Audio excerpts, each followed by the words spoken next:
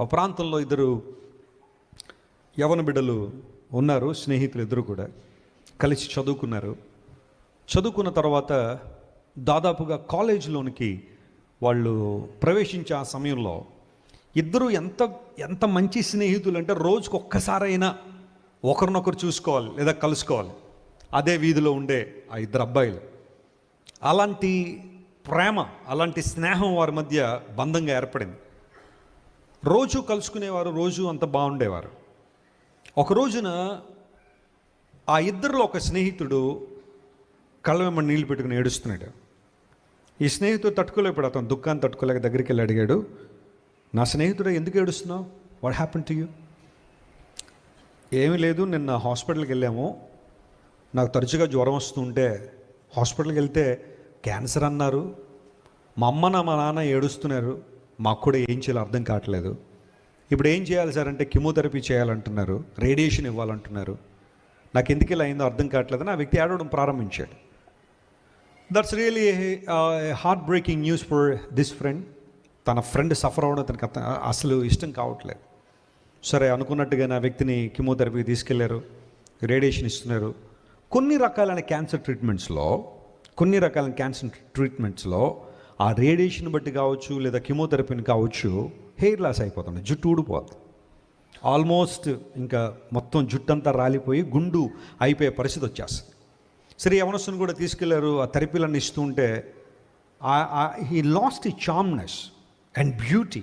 తనకున్న అందాన్ని కోల్పోయాడు. కళ్ళన్నీ కూడా గుంటలు పడిపోయినాయి. తలంతా కూడా వెంట్రుకలు ఊడిపోయి చూడనల్లని వాడికి అయిపోయాడు. అతన్ని ఆదరించడం ఎవరి వల్ల కావడం లేదు, అతను ఓదార్చడం ఎవరి వల్ల కావట్లేదు. కొన్ని రోజుల తర్వాత ఒకరోజు ఆ వ్యక్తి తన ఇంట్లో హాల్లో కూర్చుని ఉన్నాడు. తన స్థితి ఎందుకు ఇలా అయిపోయిందని దుఃఖపడుతుంటే వాళ్ళ ఫ్రెండ్ గదిలోనికి వచ్చాడు.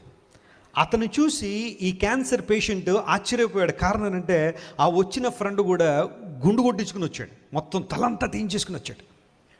వాస్తవానికి ఆ ఫ్రెండ్కి హెయిర్ అంటే చాలా ఇష్టం అట. ప్రతిరోజు దాన్ని చూసుకుని చాలా ఆనందపడుతుండేవాడు.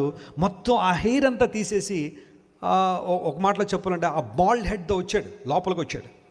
ఏమైంది మిత్రమా, నీకేమైంది పరిస్థితి?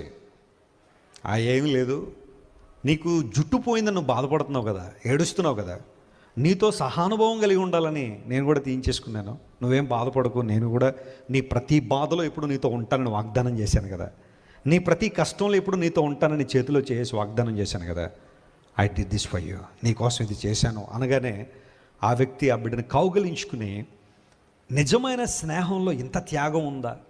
తను బాగా ప్రేమించే ఆ హెయిర్ను కూడా వదులుకొని నాతో సహానుభవం కలిగి ఉండడానికి మేమిద్దరం ఒకేలా కనబడాలి. ఎందుకంటే ఆయా సందర్భాల్లో వారు ఫోటోలు తీసుకునేటప్పుడు ఆ ఇద్దరు కలిసి నిలబడితే ఇద్దరు ఒకే పరిస్థితి ఉన్నప్పుడు ఇప్పుడు కూడా ఫోటో దిగితే ఇద్దరు కూడా ఒకేలా కనబడే ఆ పరిస్థితి అక్కడ ఉంది.